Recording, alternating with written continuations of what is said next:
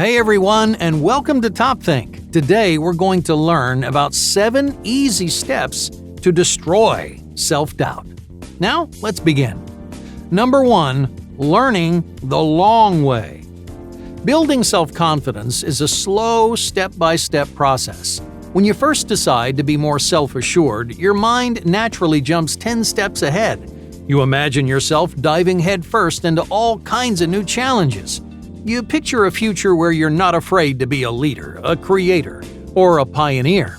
Maybe you've engineered this version of yourself that's confident, decisive, and successful. Doesn't it feel like all of those huge changes could be waiting right around the corner? Well, in some ways they are. No matter what stage you're at right now, no matter how indecisive or doubtful you are, self-confidence is a realistic and attainable goal. But there's a little bit of prep work that you have to do first. Developing self-confidence is like learning a new subject. Everyone wants to skip ahead to the most exciting bits at the end, right? But none of those complicated ideas will make sense unless you lay the proper foundation. Well, it's like performing surgery without learning how the human body works, or researching black holes without knowing any physics. My point here is that your groundwork plays an important role. Without that strong foundation, you can't develop real self-confidence. You won't learn how to genuinely have faith in yourself. Yeah, I know the basics don't sound as exciting on the surface, but they give you the tools that you need to be more decisive in everything you do. Number 2, practicing inside your comfort zone. So, where does the groundwork start? What's the first thing you should be doing to get rid of self-doubt? Before you can fearlessly tackle new challenges, you have to learn how to take chances. You have to practice using comfortable risks. Okay, imagine you're an amateur stuntman. For your first ever movie, you need to fall from a helicopter hovering almost 100 feet off the ground. But you've never fallen off anything that high before. So, what's the best way to learn? Should you just take the plunge and risk hurting yourself? Or should you start with something short and then gradually fall from higher and higher obstacles? Comfortable risks are just like those short falls. They give you the chance to put yourself out there in a safe environment. But what does a comfortable risk look like? Generally, it's something simple like talking to someone new or getting up in front of a crowd. The important thing is to not worry about making lasting changes or setting yourself on a new path. The entire point of this step is to get comfortable with the idea of taking risks, so it's more than okay to remain well within your comfort zone. For a more real-world example, let's say you're an artist. What would a comfortable risk look like in the context of your life? Well, you might try experimenting with a new medium, or meeting with a group of like-minded professionals. Neither one is that different from what you usually do, but they're still things that you've never done before. They're still risks that you've never taken, and when it comes to building self-confidence, that's really all that matters. Number 3, expanding your bubble. Taking comfortable risks prepares you for this third step, pushing the boundaries of your comfort zone. Now, most of us have small, very specific bubbles where we feel strong and safe. But little by little, we can add new skills, people, and environments. Now hold on, I'm not expecting your comfort zone to double in size overnight. I hear this piece of advice a lot. The best way to get rid of indecisiveness is to throw yourself straight into the deep end, to force yourself to either sink or swim. But what if you never learned how to swim? Why would you dive into the deep end when you don't stand a chance? Building self-confidence is a slow and methodical process for a reason. Instead of jumping into the deepest part of the pool, start in the shallow end. Once you're comfortable in 3 feet of water, then try 4, and then 5.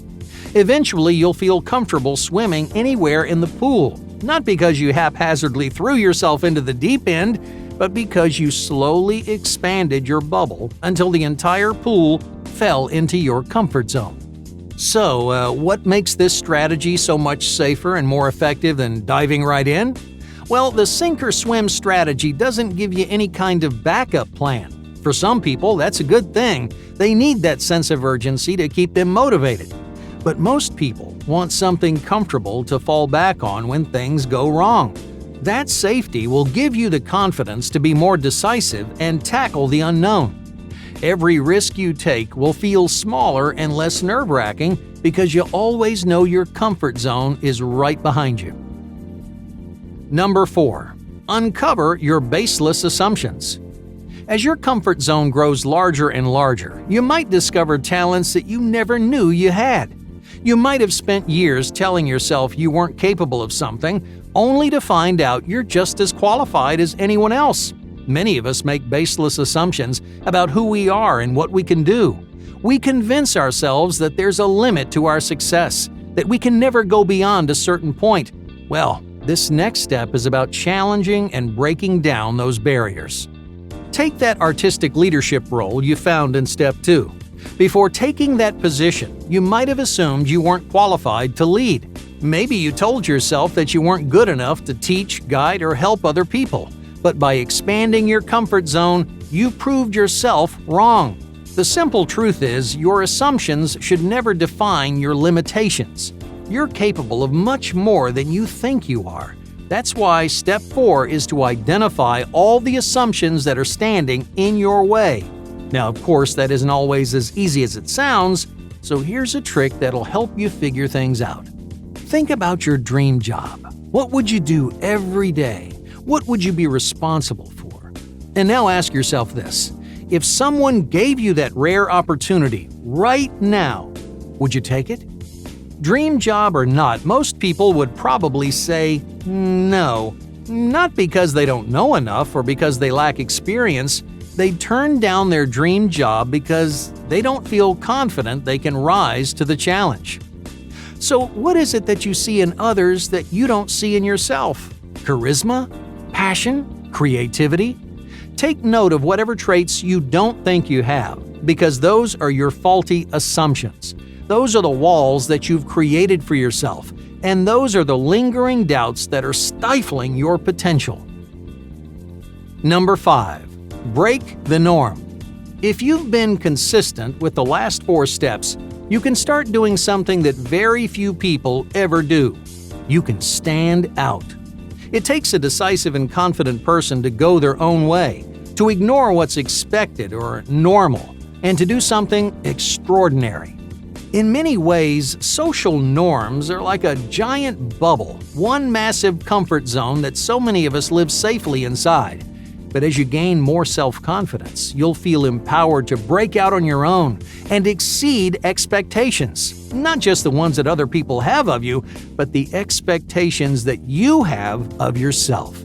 Because nothing destroys self-doubt better than achieving a goal you never thought possible. Number 6. Revisit your progress. People often lose self-confidence when they feel like they aren't making any progress. They take a hard look at their goals and realize, I still have a long way to go. That can be really demoralizing. It can make you doubt the choices that you've made or the path you've chosen. But this step will help you get your mind back on track. Whenever you're feeling aimless or intimidated, just stop looking at how far you have to go and start looking at how far you've come. The vast majority of people don't realize how much progress they're making in the moment. As you take comfortable risks, expand your bubble, and challenge your assumptions, you may never notice any big changes in your life. But that doesn't mean you're standing still. So every few months, set aside some time to retrace your steps, compare your past to your present, and chances are you'll have made a lot more progress than you thought. Number 7. Give reflective feedback. The final step is to give yourself honest feedback. As you reflect on your journey thus far, it's very important to acknowledge the positives, but it's equally important to make note of your mistakes and failures. It can be really hard to honestly evaluate yourself, so I like to treat it like a job review for someone else. Take a look at their past and ask yourself, did they move in the direction that they planned? Are they accomplishing as much as they hoped they would? Have any habits or goals slipped through the cracks? Now, all of these questions will help you hone in on your responsibilities moving forward. You might also discover a few patterns and blind spots that you never would have noticed otherwise. While revisiting your progress gives you a much-needed boost of morale, reflective feedback ensures that you're always on the right path. Hey, thank you for watching Top Think, and be sure to subscribe because more incredible content is on the way.